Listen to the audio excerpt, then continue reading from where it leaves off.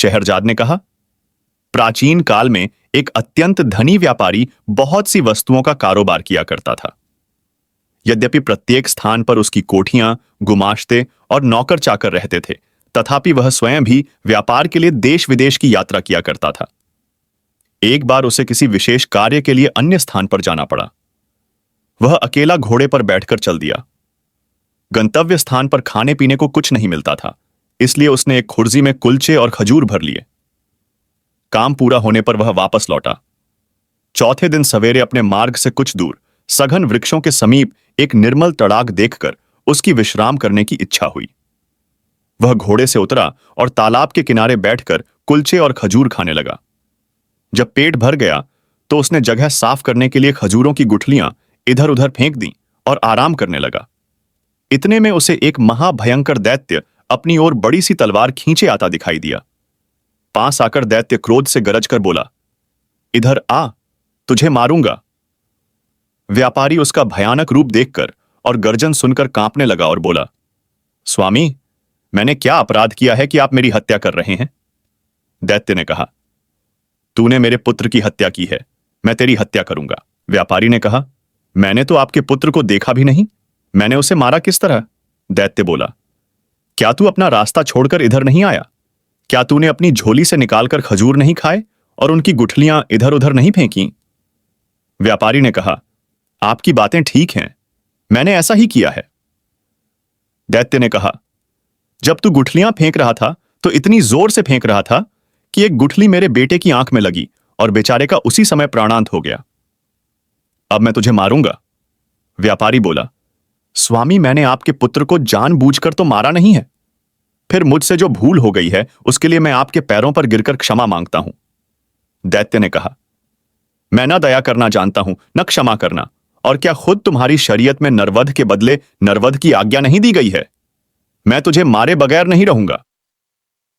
यह कहकर दैत्य ने व्यापारी की बांह पकड़कर उसे पृथ्वी पर गिरा दिया और उसे मारने के लिए तलवार उठाई।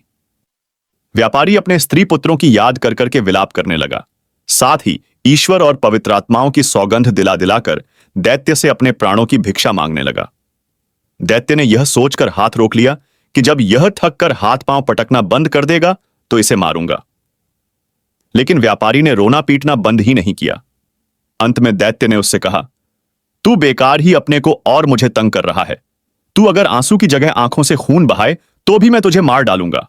व्यापारी ने कहा, कितने दुख की बात है कि आपको किसी भांति मुझ पर दया नहीं आती। आप एक दीन निष्पाप मनुष्य को अन्यायपूर्वक मारे डाल रहे हैं और मेरे रोने गिड़गिड़ाने का आप पर कोई प्रभाव नहीं होता। मुझे तो अब भी विश्वास नहीं होता कि आप मुझे मार डालेंगे। दैत्य ने कहा, नहीं, निश्चय ही मैं तुम्हें मार डालूंगा। इतने में सवेरा हो गया। शहरजाद इतनी कहानी कहकर चुप हो गई। उसने सोचा, बादशाह के नमाज पढ़ने का समय हो गया है और उसके बाद वह दरबार को जाएगा। दुनियाजाद ने कहा, बहन, यह कितनी अच्छी कहानी थी। शहरजाद बोली, तुम्हें यह कहानी पसंद है? अभी तो कुछ नहीं, आगे तो और भी आश्चर्यप्रद है। तुम सुनोगी तो और भी खुश होगी।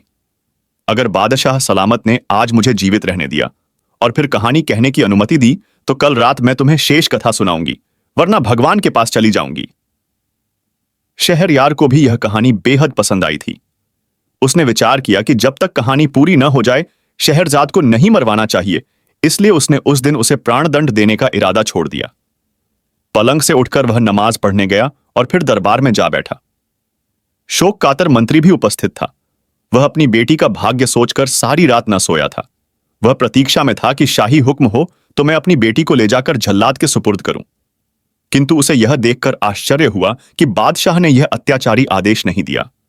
शहरयार दिन भर राजकाज में व्यस्त रहा और रात को शहरजाद के साथ सो रहा। एक घड़ी रात रहे दुनियाजाद फिर जागी और उसने बड़ी बहन से कहा कि यदि तुम सोई नहीं तो वह कहानी आगे कहो। शहरयार भी जाग गया और बोला, यह ठीक कहती है, मैं भी व्यापारी और दैत्य की कहानी सुनना चाहता हूं। तुम कहानी को आगे बढ़ाओ। शहरजाद ने फिर कहना शुरू किया।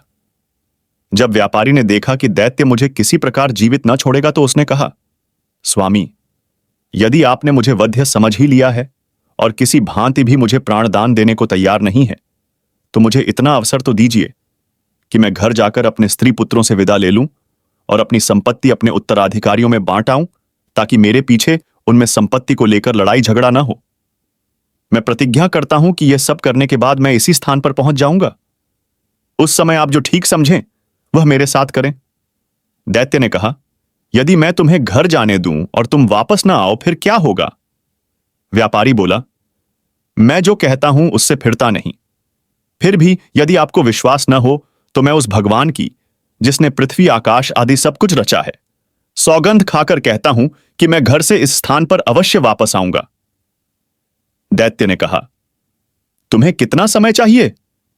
व्यापारी ने कहा, मुझे केवल 1 वर्ष की मोहल्लत चाहिए, जिसमें मैं अपनी सारी जायदाद का प्रबंध करके आऊं और मरते समय मुझे कोई चिंता न रहे। मैं प्रतिज्ञा करता हूं कि वर्षोपरांत मैं इसी स्थान पर आकर स्वयं को आपके सुपुर्द कर दूंगा। दैत्य ने कहा, अच्छा, मैं तुम्हें 1 वर्ष के लिए जाने दूंगा, किंतु तुम यह प्रतिज्ञा ईश्वर को साक्षी देकर करो। व्यापारी ने ईश्वर की सौगंध खाकर प्रतिज्ञा दोहराई और दैत्य व्यापारी को उसी तालाब पर छोड़कर अंतर्ध्यान हो गया। व्यापारी अपने घोड़े पर सवार होकर घर को चल दिया। रास्ते में व्यापारी की अजीब हालत रही। कभी तो वह इस बात से प्रसन्न होता कि वह अभी तक जीवित है, और कभी 1 वर्ष बाद की निश्चित मृत्यु पर शोकातुर हो उठता था। जब वह घर पहुंचा तो उसकी पत्नी और बंधु बांधव उसे देखकर प्रसन्न हुए, किंतु वह उन लोगों को देखकर रोने लगा। वे लोग उसके विलाप से समझे कि उसे व्यापार में कोई भारी घाटा हुआ है या कोई और प्रिय वस्तु उसके हाथ से निकल गई है, जिससे उसका धैर्य जाता रहा है। जब व्यापारी का चित्त संभला और उसके आंसू थमे तो उसकी पत्नी ने कहा, हम लोग तो तुम्हें देखकर प्रसन्न हुए हैं, तुम क्यों इस तरह रोध हो रहे हो? व्यापारी ने कहा, रोऊं धोऊं नहीं तो और क्या करूं, मेरी जिंदगी 1 ही वर्ष की और है। फिर उसने सारा हाल बताया और दैत्य के सामने ईश्वर को साक्षी देकर की गई अपनी प्रतिज्ञा का वर्णन किया। यह सारा हाल सुनकर वे सब भी रोने पीटने लगे। विशेषतः उसकी पत्नी सिर पीटने और बाल नोचने लगी और उसके लड़के बच्चे ऊंचे स्वर में विलाप करने लगे। वह दिन रोने पीटने ही में बीता। दूसरे दिन से व्यापारी ने अपना सांसारिक कार्य आरंभ कर दिया। उसने सबसे पहले अपने ऋणदाताओं का धन वापस किया। उसने अपने मित्रों को बहुमूल्य भेंटें दी, फकीरों साधुओं को जी भरकर दान किया, बहुत से दास दासियों को मुक्त किया। उसने अपनी पत्नी को यथेष्ट धन दिया, अवयस्क बेटे बेटियों के लिए अभिभावक नियुक्त किए और संतानों में संपत्ति को बांट दिया। इन सारे प्रबंधों में 1 वर्ष बीत गया और वह अपनी प्रतिज्ञा निभाने के लिए दुखी मन से चल दिया। अपने कफन दफन के खर्च के लिए उसने कुछ रुपया अपने साथ रख लिया। उसके चलते समय सारे घर वाले उससे लिपटकर रोने लगे और कहने लगे कि हमें भी अपने साथ ले चलो, ताकि हम भी तुम्हारे साथ प्राण दे दें। व्यापारी ने अपने चित्त को स्थिर किया और उन सबको धैर्य दिलाने के लिए कहने लगा, मैं भगवान की इच्छा के आगे सिर झुका रहा हूं, तुम लोग भी धैर्य रखो। यह समझ लो कि एक दिन सभी की मृत्यु होनी है।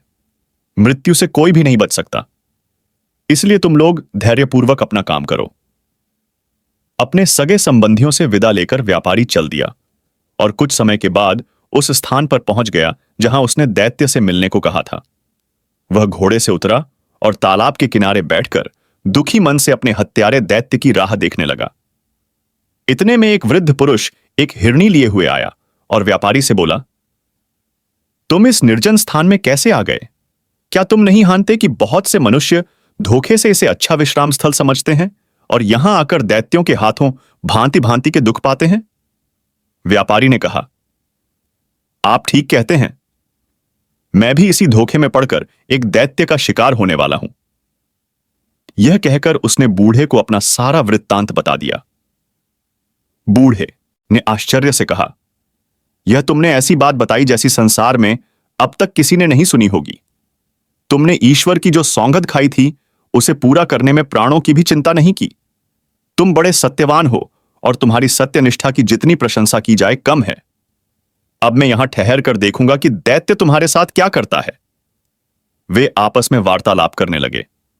इतने ही में एक और वृद्ध पुरुष आया जिसके हाथ में रस्सी थी और 2 काले कुत्ते उस रस्सी से बंधे हुए थे।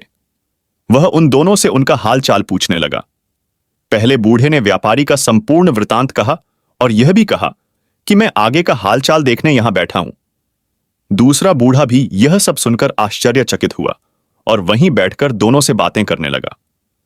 कुछ समय के उपरांत एक और बूढ़ा एक खच्चर लिए हुए आया और पहले दो बूढ़ों से पूछने लगा कि यह व्यापारी इतना दुखी होकर यहां क्यों बैठा है। दोनों ने उस व्यापारी का पूरा हाल कहा। तीसरे वृद्ध पुरुष ने वहां ठहरकर इस व्यापार का अंत देखने की इच्छा प्रकट की, अतएव वह भी वहां बैठ गया। अभी तीसरा बूढ़ा अच्छी तरह सांस भी नहीं ले पाया था कि उन चारों व्यक्तियों ने देखा कि सामने के जंगल में एक बड़ा गहन धूम्रपुंज उठ रहा है। वह धुएं का बादल उनके समीप आकर गायब हो गया।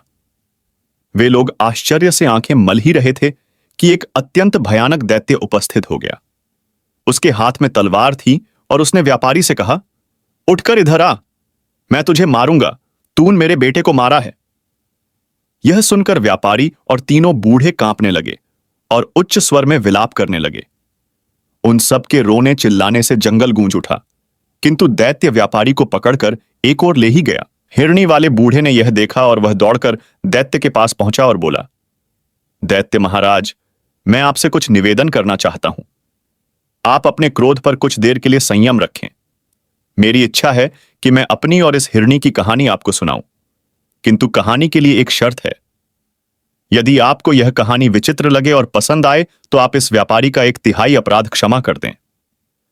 दैत्य ने कुछ देर तक सोचकर कहा, अच्छा, मुझे तुम्हारी शर्त स्वीकार है, कहानी कहो।